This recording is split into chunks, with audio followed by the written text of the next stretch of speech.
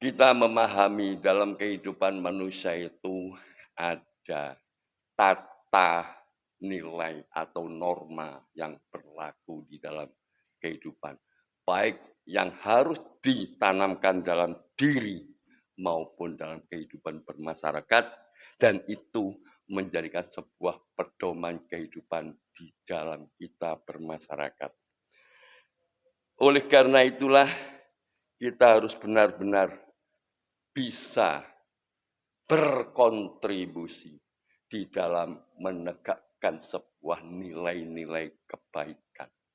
Karena di dalam kehidupan, jika kita tidak mampu berkontribusi terhadap berkembangnya sebuah nilai di dalam kehidupan, sama saja kita masuk persetujuan atau menyetujui terhadap norma atau nilai yang ada di dalamnya. Jamaah sholat subuh yang dirahmati Allah. Di dalam kehidupan, peran nilai ada dua unsur, yakni nilai etika dan nilai estetika. Nilai etika atau norma atau biasa disebut dengan akhlak adalah cerminan sebuah kehidupan masyarakat. Jika etika, akhlak dalam sebuah pribadi-pribadi yang ada di dalam masyarakat itu baik semua, maka semua akan mengatakan bahwa lingkungan masyarakat itu berkontribusi pada kehidupan yang baik. Karena dalam tata kehidupan sudah berlaku nilai-nilai kebaikan. Sebaliknya, jika tata nilai dalam sebuah masyarakat yang diisi oleh individu-individu yang moralnya tidak baik berkelompok di sana, siapapun akan mengatakan bahwa dalam sekumpulan masyarakat itu berakhlakkan buruk. Misalnya pemabuk, penipu, penjahat, pencoleng berkumpul jadi satu.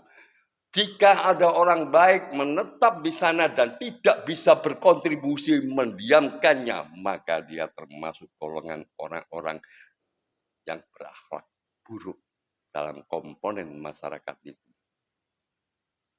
Oleh karena itu kita sebagai seorang muslim tentu harus mampu memberikan kontribusi dalam sebuah terbitnya adat kebiasaan norma kehidupan masyarakat yang ada di dalamnya. Inilah sehingga Allah berfirman, wal takum khair minkum khairu ummatin ukhrijat linnas wa ta'muruna bil ma'ruf wa tanhauna 'anil munkar. Engkau adalah sebaik-baik umat yang oleh Allah dimunculkan untuk mengajak kebaikan dan mencegah kemungkaran. Jika kita sebagai umat Islam membiarkan hidup dalam sebuah tatanan yang terkecil atau sekecil apapun, atau di dalam rumah tangga kita sendiri ada sebuah kemungkaran, kita tetap tidak mau membiarkan, tidak mau menghalau atau mengingatkan, maka kita tergolong umat Islam yang tidak mengamalkan apa yang diperintahkan oleh Allah. Maka jangan pernah mengatakan itu duduk urusanku, nafsi-nafsi, biar mabuk-mabuk, maksud tidak ditonggon mabuk-mabuk. Kita tidak dibenarkan demikian. Jika satu orang rusak dalam tatanan, kerusakan akan mudah berkembang. Mudahnya berkembang kerusakan berbanding terbalik dengan ajakan kebaikan. Karena itulah jangan pernah merasa takut atau merasa nanti aku dicap soalim kalau suka mendakwahi tetangga untuk berbuat baik. Dimanapun kita berada, dalam skop kecil, di kantor, di lingkungan, di masyarakat, kita wajib untuk menegakkan kebaikan. Untuk menegakkan keadilan. Meskipun menegakkan kebaikan tadi kita terisolasi dari masyarakat kita, tapi kita jangan pernah kendor. menegakkan keadilan meskipun akan merugikan keluarga kita, anak kita. Jangan pernah kendor, karena ciri khas keadilan adalah dekat dengan ketakwaan.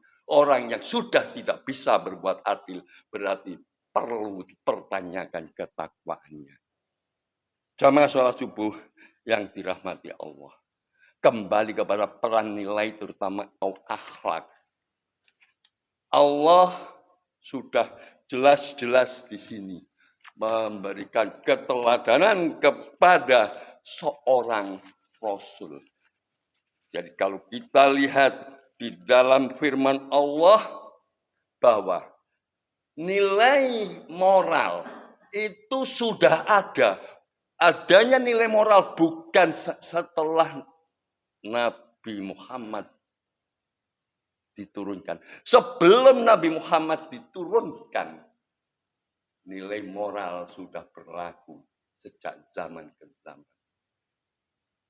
Makanya di sini disebutkan bahwa Rasulullah Shallallahu Alaihi Wasallam menyebutkan dirinya bahwa buistu maka makarimal akhlak. Aku diutus untuk menyempurnakan akhlak yang mulia. Kalimat menyempurnakan berarti sudah ada sebelumnya. Karena itu kita di dalam kehidupan sebagai umat Rasulullah untuk bagaimana kita agar menjadikan sebuah manusia yang berakhlakul karimah. Jangan pernah kita memfigur pada orang-orang yang tidak ada histori kehidupannya secara lengkap. Carilah siapa manusia yang histori kehidupannya secara lengkap, yang banyak diikuti oleh umat manusia, dan jelas-jelas pribadi kelakuan kesehariannya. Inilah yang harus kita jadikan teladan. Siapa teladan itu? Allah sudah memerintahkan. Teladan sebagai umat Islam tidak ada orang lain kecuali Rasulullah Sallallahu Alaihi Wasallam. Laqad kana fi Rasulillahi uswatun hasanah. Sesungguhnya telah ada pada diri Rasulullah itu suri tauladan bagimu.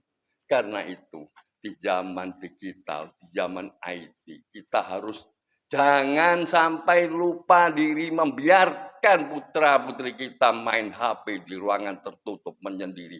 Dikhawatirkan dia tercemar dengan hal-hal yang dia gandrungi, melupakan ajaran syariat Islam, sehingga apa yang dilakukan meniru apa yang dilihat. Kewajiban kita agar tegaknya risalah Islam, keteladanan kita umat Rasulullah SAW yang selalu mempelajari risalahnya, sehingga tetap bahwa diri kita adalah mencontoh kehidupan Rasulullah. Kita wajib selalu mengontrol dalam kehidupan, baik diri kita, keluarga kita, lingkungan kita, masyarakat kita, dan seluruh bangsa kita. Sehingga peran nilai sebagai umat Islam yang mengejawantahkan Al-Quran sebagai hudalinnas benar-benar bisa terwujud, sehingga yang difirmankan Allah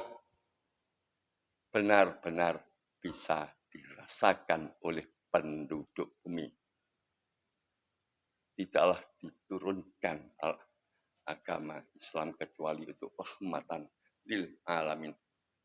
Wa ma arsalnaka illa rahmatan lil alamin. Siapa yang bisa menjadi pelopor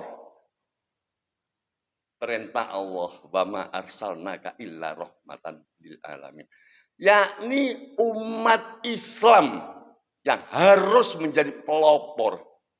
Jangan sampai umat Islam justru merusak citra Islam.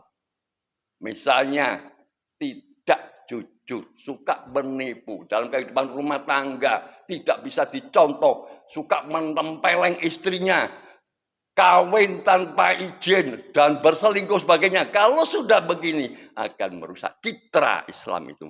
Jika mengaku kita sebagai umat Islam, maka kita bukan saja menjaga citra diri, tapi kita juga wajib menjaga Islam, bahwa Islam adalah rahmatan lil alamin.